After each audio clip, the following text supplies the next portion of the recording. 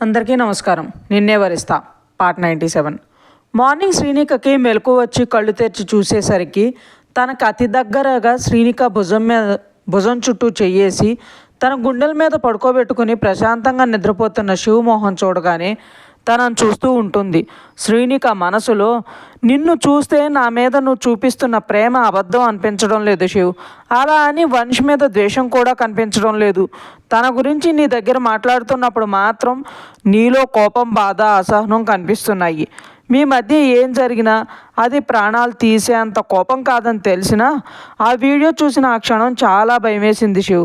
నా గురించి అన్నీ తెలిసిన వాళ్ళ బిహేవ్ చేస్తుంటే మా మధ్య లెటర్స్ చదవడం వల్లనే అనుకున్నాను, కానీ నా మనసును కూడా అర్థం చేసుకున్నావు అని నన్ను ఇక్కడ తీసుకొచ్చాకే అర్థమయ్యింది.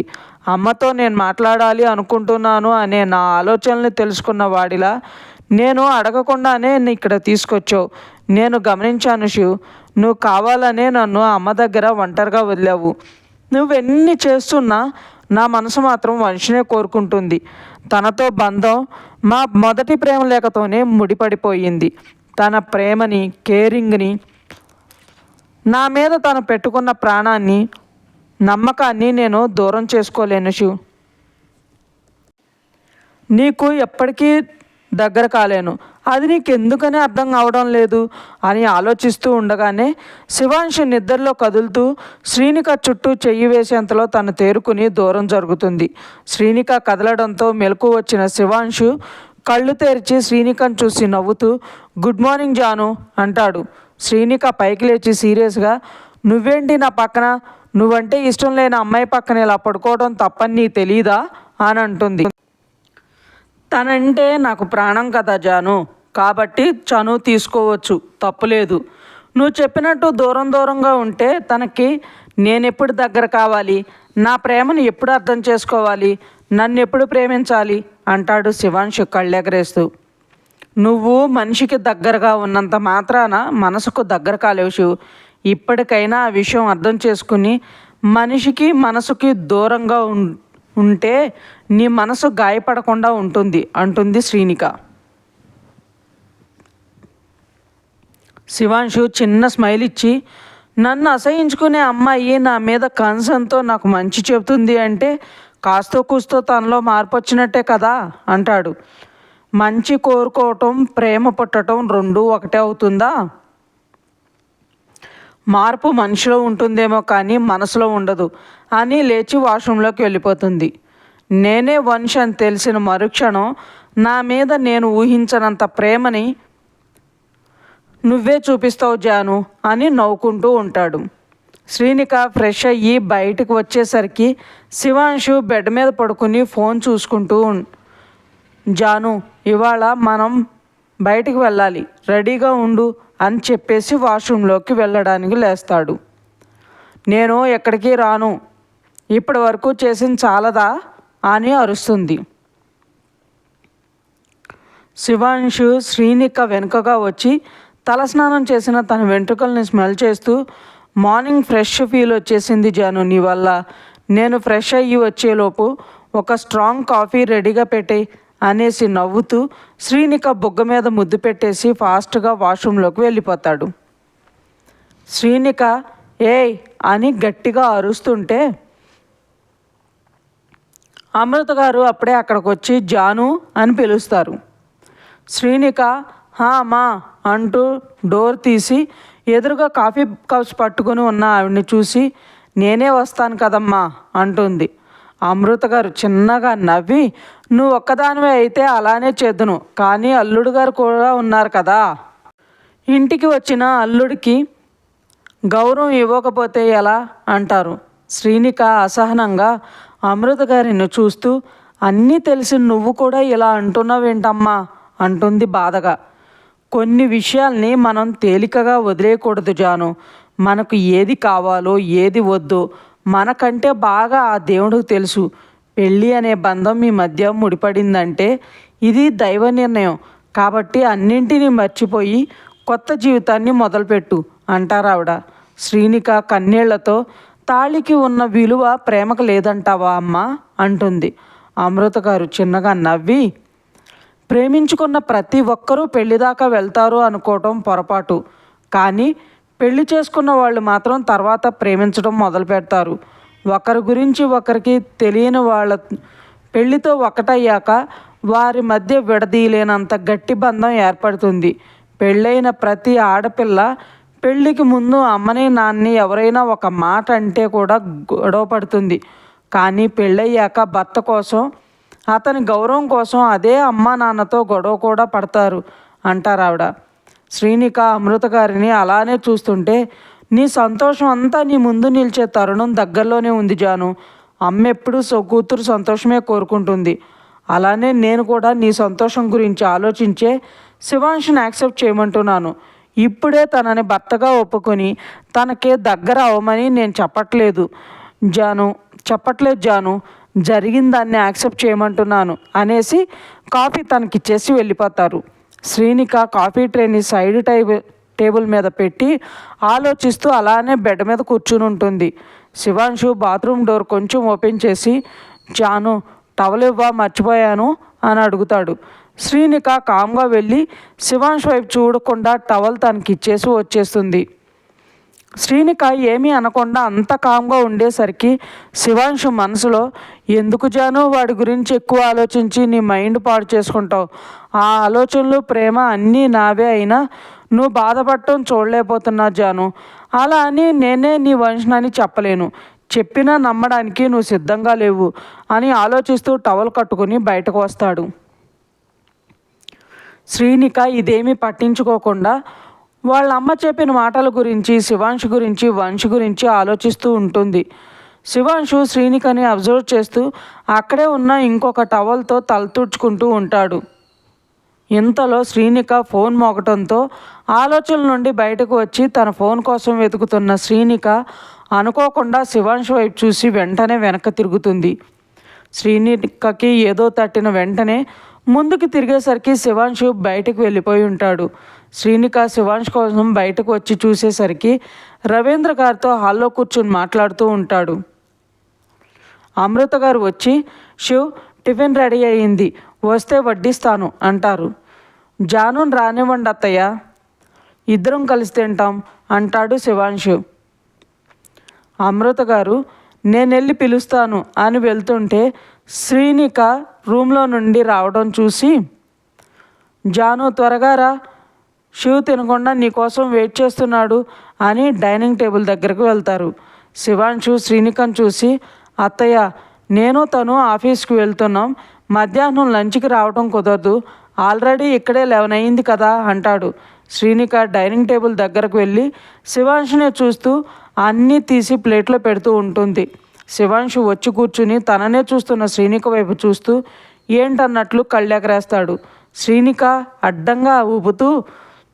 తల అడ్డంగా ఊపుతూ ఉంటే శివాంశు శ్రీనిక చెయ్యి పట్టుకుని లాగి తన పక్కనే కూర్చోబెట్టుకుని చిన్నగా, నేను చాలా అందంగా ఉంటాను అని నాకు ఈరోజు అనిపిస్తుంది జాను. ఎందుకో తెలుసా, నువ్వు కన్నార్పకుండా నన్నే చూస్తుంటే అంటాడు కన్ను కొడుతూ. శ్రీనిక కళ్ళు పక్క తిప్పి తినకుండా ఏదో ఆలోచిస్తూ ఉంటే అమృత గారు తనని చూసి తన దగ్గరకు వెళ్ళి తినిపిస్తారు. ఆలోచనల నడుమనే టిఫిన్ తినేసి ఆఫీసుకి స్టార్ట్ అవుతారు ఇద్దరు. శివాంశు కారు డ్రైవ్ చేస్తూ, నేను ఎక్కడికి రాను అన్నావు కానీ ఇప్పుడు వచ్చావు అంటే ఆఫీస్ అని చెప్పానని వచ్చావా అని అడుగుతాడు. శ్రీనిక రెస్పాండ్ అవ్వకపోయేసరికి శివాంశు తన వైపు చూసి సైడ్కి కారు ఆపుతాడు. కారు ఆగిందని శ్రీనిక చుట్టూ చూసుకోకుండా ఆఫీస్ వచ్చిందనుకుని కారు దిగబోతే శివాంశు చెయ్యి పట్టుకుని లాగేసరికి ఏమైందో అని వెనక్కి తిరిగి శ్రీనికని శివాంశు మొహం తనకి ఇంచు గ్యాప్లో ఉంటుంది. శివాంశు శ్రీనికని అలానే చూస్తుంటే శ్రీనికని తన మీదకు లాక్కుని తను లేచేలోపే పెదవులు అందుకుంటాడు. శివాంశు చేసిన పనికి శ్రీనిక తన నుండి విడిపించుకోవాలని ట్రై చేస్తుంటే తనను కదలనివ్వకుండా తన తల మీద చేపెట్టి మరింత దగ్గర తీసుకుంటాడు. శ్రీనిక కంట్లో కన్నీళ్లు తన పెదవులను చేరగానే శివాంశు శ్రీనికను వదిలి తన కళ్ళల్లోకి చూస్తాడు. శ్రీనిక శివాంశును వెనక్కి తోసి తన మీద నుండి లేచి కారు దిగి శివాంశు వచ్చేలోపే ఆటోలో ఎక్కి వెళ్ళిపోతుంది. శివాంశు బాధగా, సారీ జాను, నీ బాధ చూడలేక నిన్ను డైవర్ట్ చేయాలని ఇలా చేశాను. అలా అయినా నాతో గొడవ పడి నన్ను తిడుతూ మళ్ళీ వరుసగా నా మీద నీ ప్రేమను చెప్తావు అనుకున్నాను, కానీ నిన్ను మరీ ఇంత బాధ పెడతాను అనుకోలేదు అనుకుంటూ ఫీల్ అవుతుందని తనకు కాల్ చేస్తాడు. శ్రీనిక కాల్ లిఫ్ట్ చేయకుండా కట్ చేసి ఏడుస్తూ ఆటో అతనికి అడ్రస్ చెప్తుంది. అక్కడికి వెళ్ళాక ఆటో అతన్ని వెయిట్ చేయమని చెప్పి లోపలికి వెళ్తుంది. మన్విత హాల్లో కూర్చుని వేద్ గురించి ఆలోచిస్తూ ఉండగా దేవిక గారు, మన్విత వచ్చి టిఫిన్ చేయమ్మా అని పిలుస్తారు. వేదు టిఫిన్ తినేసి హ్యాండ్ వాష్ చేసుకుని పైకి లేస్తుంటే దేవిక గారు వేదుని పిలిచి, చిన్న, మన్విత చేతి దెబ్బ తగిలింది కదా, తను తినలేదు కాబట్టి నువ్వు తినిపించు అంటారు. వేదు విసుగ్గా, అమ్మ నాకు వర్క్ ఉంది, ఎల్లుండి ప్రాజెక్ట్ సబ్మిషన్ ఉంది, దాన్ని రెడీ చేయాలి, వైవా ఉంటుంది, ప్రిపేర్ కూడా అవ్వాలి, కావాలంటే తన్ని వాళ్ళ ఇంటి దగ్గర డ్రాప్ చేస్తాను అంటాడు. మీ ఇద్దరు ఒకటే ప్రాజెక్ట్ అన్నావు కదా చిన్న, నీతో పాటు తను కూడా ప్రిపేర్ అవ్వాలి కదా, అదేదో ప్రిపేర్ అవుతూనే తనకి తినిపించేసాయి, నీ రూమ్లోకే టిఫిన్ పంపిస్తాను అని పనమ్మాయిని పిలుస్తారు. వేదు మన్విత వైపు సీరియస్గా చూస్తూ, నాకు బయట వర్క్ కూడా ఉందమ్మా, కొందరు మూర్ఖులు మన ఫైల్స్ మిస్ చేసి మన కొత్త కంపెనీకి గవర్నమెంట్ పర్మిషన్ రాకుండా చాలా ప్లాన్స్ వేశారమ్మా, కానీ లాస్ట్ మినిట్లో నేను చెక్ చేసుకుని నా దగ్గర ఉన్న కాపీతో డాక్యుమెంట్స్ మళ్ళీ రెడీ చేసి అప్పటికప్పుడు సబ్మిట్ చేశానుమా, దాని మీద కూడా కొంచెం వర్కౌట్ చేయాలి అంటాడు వేదు. దేవిక గారు కొంచెం సీరియస్గా, చిన్న, నువ్వేమైనా బయట వాళ్ళకి తినిపిస్తున్నావా, నీ భార్యకే కదా, 10 నిమిషాలు కూర్చొని తినిపించడానికి ఇన్ని మాటలు అవసరమా, ఇంతసేపు వాదించే బదులు తినిపించేస్తే అయిపోతుందిగా అనగానే వేద అసహనంగా కూర్చుని, నువ్వెందుకమ్మా అంత సీరియస్ అవుతున్నావు, నిన్ను టెన్షన్ పడొద్దు, కోపం తెచ్చుకోవద్దు అని డాక్టర్ చెప్పాడు కదా, సరే రూమ్లో పంపించు అనేసి తన రూమ్లోకి వెళ్ళిపోతాడు. మన్విత ఇబ్బందిగా, నేను తింటానులే అత్తయ్య అంటుంది. దేవిక గారు మన్విత వైపు సీరియస్గా చూసి, ఇంతసేపు వాడికి చెప్పాను, ఇక నీకు చెప్పాలా అనగానే మన్విత తల అడ్డదిడ్డంగా ఊపుతుంటే తనను చూసిన దేవిక గారికి నవ్వు వస్తుంటే అది కనిపించకుండా, చిన్న రూమ్లోకి వెళ్ళు, నేను పంపిస్తాను అంటారు. మన్విత సరే అని కొంచెం ముందుకు వెళ్ళగానే దేవిక గారు పిలిచి, చూడు మన్వి, భార్యాభర్తల మధ్య గొడవ అయినప్పుడు మనం మన ప్రేమని వాళ్ళ మీద చూపిస్తూ వాళ్ళ చుట్టూ తిరుగుతూ వాళ్ళకి ఎంత దగ్గరగా ఉంటే అంత త్వరగా వాళ్ళ కోపం తగ్గుతుంది.